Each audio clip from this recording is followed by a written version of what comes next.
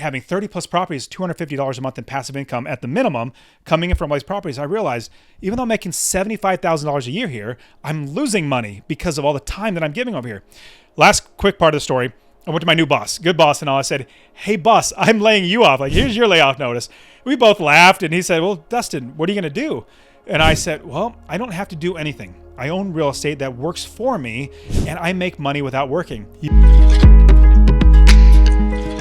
know what's great? I now, with 40 plus hours of my life back, because become financially independent or successfully unemployed is what I like to call it. I now have 40 plus hours of my life back that I now build businesses. So I have 5 businesses that make me money. Real estate's one of them. And in these 5 businesses, I have just about anything that they would want to do. I have something that they would want to work in and be a part of and hopefully potentially own in the future. Because you can't give your job to your kids, but you can give your business, you can give your properties. Now, whatever they want to do, I'm going to go ahead and say, you go right ahead. You just know that daddy lives pretty well. I love Shaquille O'Neal said this when one of his kids came to him and said, hey, daddy, we're rich. He goes, no, we're not. I'm rich. You're not rich. I'm like, yes, that's the way to look at it. But eventually, Lord willing, in the end, we'll be able to bless our kids and give them all to them. If they want to sell them, they want to sell them. But what I love is we homeschool. No, let me take that back. I have the easy job of making money. My wife has the hard job of homeschooling the kids. With that homeschooling, part of it is teaching them. Like my daughter edits my podcast now. That's a part of the business that she runs. She edits the ChatGPT written articles on the blog. But I have these parts in my business that they can run in now and work in, which is just a blessing to have. That's really cool. Yeah. Shaquille O'Neal was also just like a personal finance savvy guy. Like the things that he's done with his career and the horrifying stats that come out of people that are in the NFL or in NBA or some of these major league sports, and then they become bankrupt 3, 5, 10 years later. Shaquille O'Neal has done a pretty good job setting himself up for success, and as much as he doesn't want to admit it, he's setting his kids up probably for success as well. There are a number of athletes in general. Actually, what it just comes down to financial understanding and education. Anybody can do it. It just, honestly, we're not taught any of this in schools. We're literally just taught to be a cog in a machine to keep the whatever, economy, whatever you want to call it, going, which is not bad. I'm not saying that everybody needs to be successfully employed. In fact, 75% of the population probably should be employed. They love it. They don't want to have all the weight and the burden on their shoulders. They don't want to have to worry about payroll. Like, I completely get it.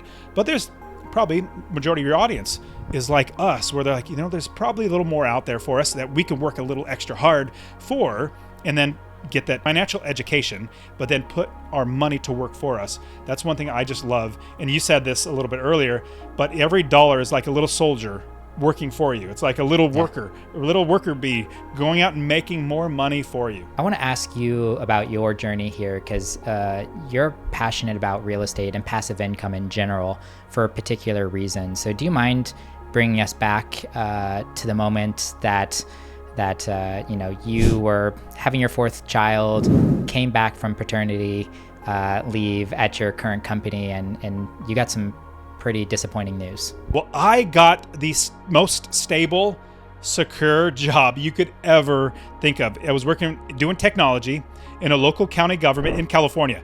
Those are 3 things that are not going away: government, California, and technology. So with that, I got this most stable, secure job, but I'm working this job, and it's a sit-down desk job. It was a great job and all, but with that, I bought 1 rental property, and I thought, you know what? This was the easiest money I made because I got that check in the mail. It was $317. I was like, $317? I didn't do anything this month, and it made me money. I said, I need to be an investor. But the sad thing was, you know how life just starts getting in the way. I'm working a regular job. I have a couple other businesses at the same time, but my wife and I started having children, and then I took my eye off the ball, stopped investing. But yeah, so here's the quick story about what really shoved me into real estate investing. Well, my wife had our 4th child, and after their child was born, I went on paternity leave. That's where the dad stays home with the mom, changes poopy diapers and all that good stuff. Well, I go on paternity leave, and then 2 weeks later I come back, and I get back to work. And in that same week, I get back to work on a Friday at 3:30 in the afternoon. I get a call from my boss's secretary, like the top dog, and she says, Dustin, would you please come to the office? I said, Sure. And I hung up the phone, and I thought for a second, why in the world did they call me in the office? Like, this isn't normal. And I've seen plenty of movies. Friday at 3:30, getting called to the boss is not a good sign. But I immediately shook it off. There's no way I'd be getting laid off or anything. I do great work here. So I get up, and I walk down the hallway to my boss's office. Now, his hallway isn't very long. In fact, it's kind of short. But every single step that I take, the hallway gets longer and longer and longer. And it feels like my feet become lead bricks because the weight of potentially losing my job is just crushing down on me. Well, I get down the hallway, and I turn the corner, and I see my boss's door. His door is closed, and his secretary, super sweet, nice old lady, she says, "Dustin, would you please have a seat?" And she's kind of sheepishly grinning at me, kind of console me with her eyes because she knows everything about what's going on. I know nothing about what's going on. So I go and I take my seat and I sit there. I start thinking about my life, and I'm realizing that all this plan I was taught all this time, I'm working towards having a career. If this gets taken away from me, did I just waste my life going down this path? And oh my goodness, we just had our 4th child. If I can't feed my family, does that make me a failure as a father?